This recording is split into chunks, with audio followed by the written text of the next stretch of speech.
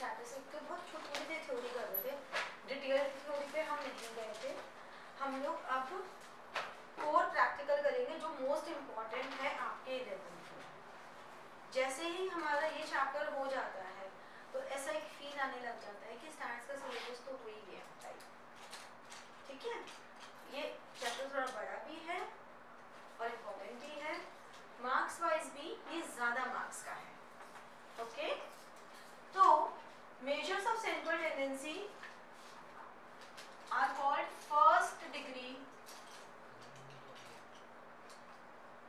Of averages. First degree of averages आपके syllabus में second degree पहले हुआ करती थी 11th में, बढ़ गई। Measures of dispersion, first degree of averages मतलब it gives you an overview of the average, कि हमारे पास एक ब्रॉड ओवरव्यू मिल जाता है एक फर्स्ट हैंड डिसीजन लेने के लिए। फिर हमें बहुत डीप स्टडी करनी है तो हम सेकेंड डिग्री, फिर थर्ड डिग्री, ऐसे होते आगे, ठीक है। तो अब सेंट्रल टेंडेंसी में 3 टॉपिक है हमारे पास, मीन, मीडियन एंड मॉड, ठीक है। टोटल 3 टॉपिक्स हमें करने हैं, समझ लो फिर लिख लेना नाम से। मीन में हमारे पास क्या क्या आ जाता है, अलग अलग तरह का मीन है, जैसे कि अर्थमेटिक मीन,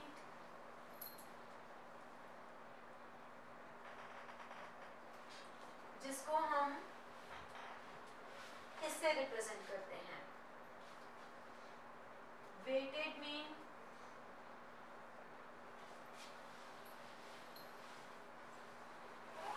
जिसे हम इससे रिप्रेजेंट करते हैं, ठीक है। मीन और भी होते हैं लेकिन हमारे सिलेबस में 2 ही हैं, arithmetic mean and weighted mean. Median के साथ हमारे कुछ कॉम्प्लीमेंट्री चीजें हैं जो हमें करनी होती हैं। मीडियन के साथ हम कहते हैं क्वार्टाइल, क्वार्टाइल्स मतलब Q1 एंड Q3, ये हम लोग करेंगे, ये टॉपिक्स हैं जो हम करेंगे अभी एक एक करके। और मॉड है, इसका कोई और आगे कॉम्प्लीमेंट्री थिंग्स नहीं है, ठीक है। तो हम लोग आज स्टार्ट करेंगे मीन से।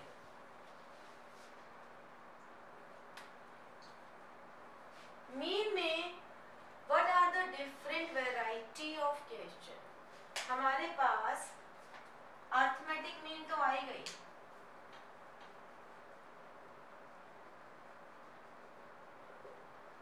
हमारे पास वेटेड मीन भी आएगा,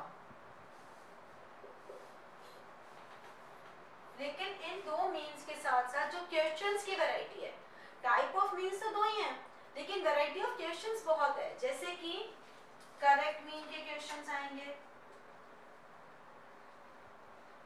कंबाइंड मीन के आएंगे, मिसिंग फ्रीक्वेंसी आएगी,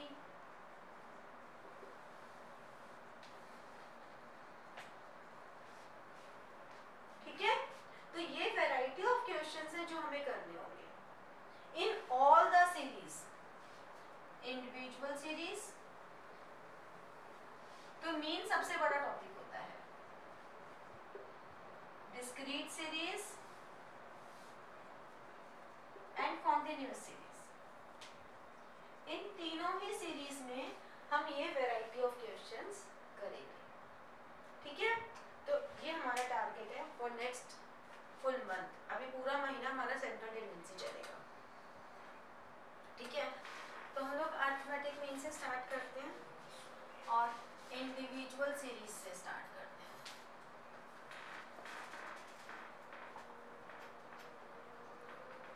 इंडिविजुअल सीरीज कौन सी होती है, जहां पे ओनली वेरिएबल है,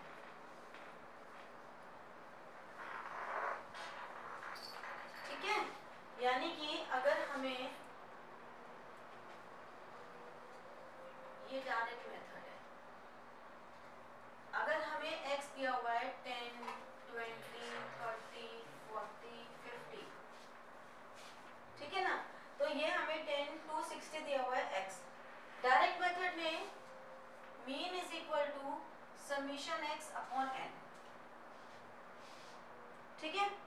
समीशन x का मतलब ये हमारे पास x है, तो टोटल ऑफ दिस कितना हो गया समीशन x? 60, 100, 210 है ना, 100, 80, हाँ 210, ठीक है ना। और n क्या हो गया? Summation x is 210, n is 1 2 3 4 5 6, ठीक है। तो हमारे पास मीन कितना हो जाएगा?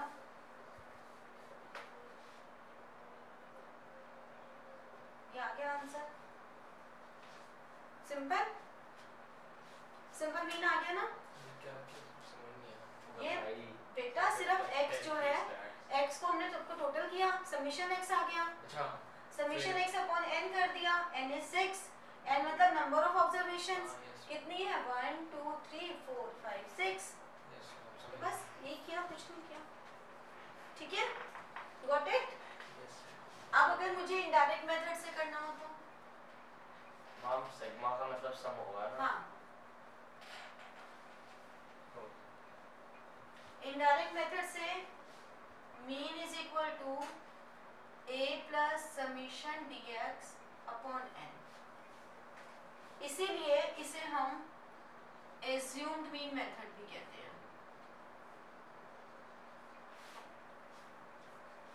क्योंकि इसमें हम एज्यूम्ड मीन लेते हैं। इसे हम शॉर्टकट मेथड भी कहते हैं, तो कुछ भी बोल सकते हैं, ठीक है। समझ लो बेटा, समझ लो पहले, फिर लिख लेना, फिर खाली बैठ के बातें करोगे तो डिस्टर्ब करोगे, ठीक है।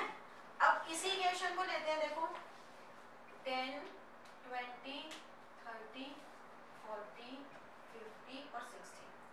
एज्यूम्ड मीन कोई भी मिडिल की फिगर जैसे 30 भी ले सकते हैं, 40 भी ले सकते हैं, कोई भी एक ले लेते हैं।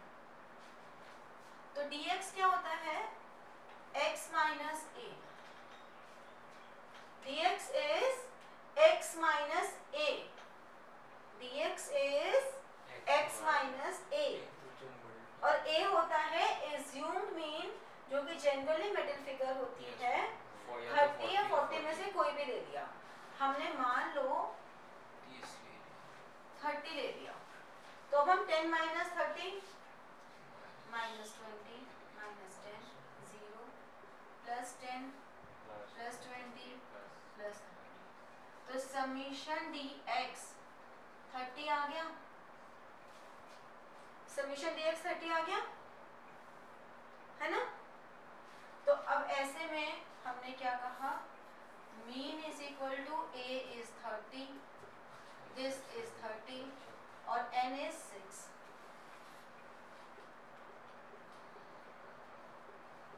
आंसर आ गया, ठीक है। अब कोई जरूरी नहीं है कि वो इसी सीक्वेंस में हो। मान लो क्वेश्चन कुछ इस तरह से हो, x 5 9 4 2 3 6 ऐसे है, ठीक है ना। समझ लो, फिर लिख लेना, हर क्लास में सबको मुझे अलग अलग बोलना पड़ता है। x इज इक्वल टू 5 9 4 2 3 6, ठीक है। अब यहाँ पर मैं नॉर्मली निकाल सकती हूँ, लेकिन अगर मैं dx निकालने की सोचूं तो प्रॉब्लम ये है कि ये तो सीक्वेंस में है ही नहीं, ऐसे में हम assumed mean कैसे निकालेंगे?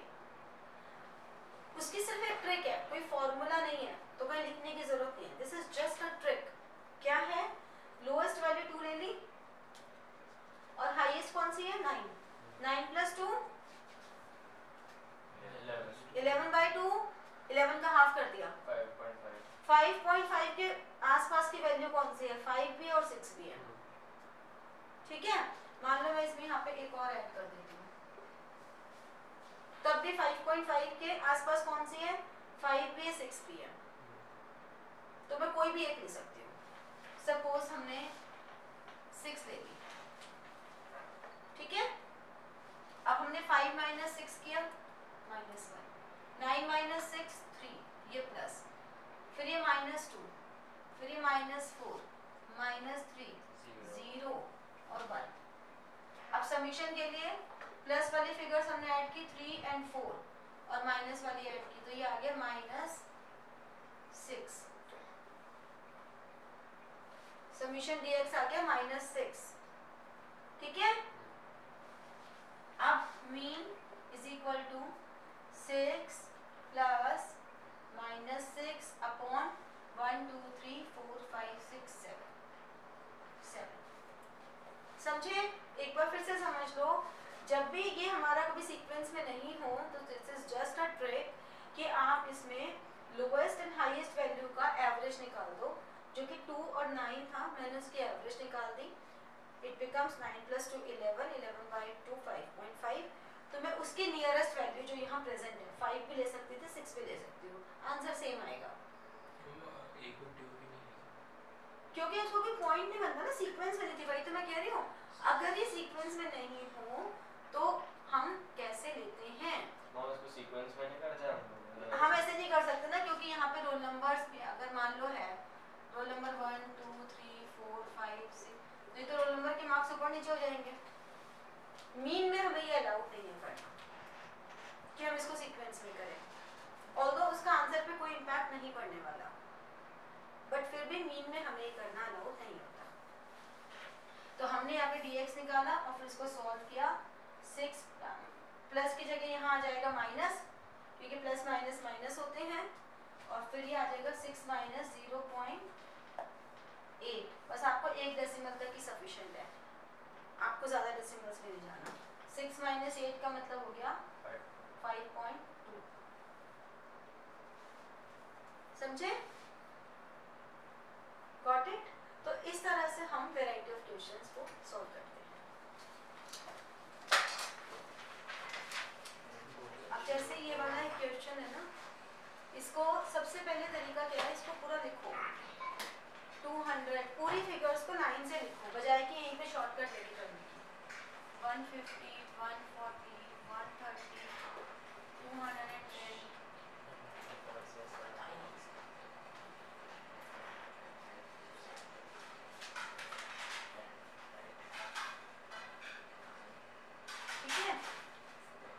इसका सम कितना आ रहा है सबका?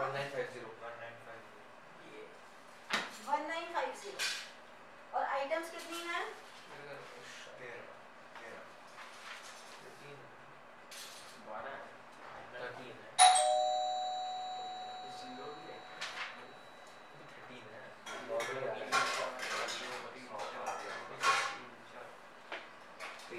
1950 1 2 3 4 5 6 7 8 9 10 11 12 13। इसको 13 से डिवाइड कर दोगे, ठीक है?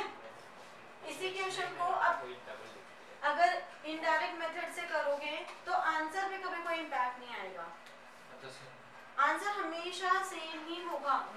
तो जैसे कि dx निकालोगे तो इसका dx कैसे निकलेगा? लोएस्ट वैल्यू 70 है और हाईएस्ट वैल्यू 220, तो 220 + 70 290/2 145। 145 के नियर कौन सी वैल्यू है? 150 140, तो इनमें से कोई भी एक ले सकते हैं। मान लो हमने 140 लिखा, तो आंसर निकालो क्या आएगा? आंसर जब तुम कैलकुलेट करोगे तो एकदम सेम आएगा। क्या आंसर आ रहा है? अभी डिवाइड नहीं कर रहा, 195 निकालो, मेरे से वैल्यू एकदम कर दी। आंसर निकाल के बताओ क्या आ रहा है?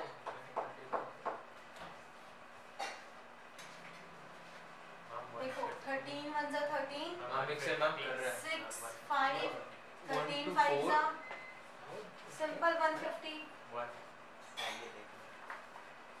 13 1 * 13, 6 आया, हाँ, तो 6 and 5 13 5 = 65। 775 हाँ, एज्यूम वाला करो, इससे भी तुम्हारा जो फाइनल आंसर है वो 150 ही आएगा, ठीक है? Got it?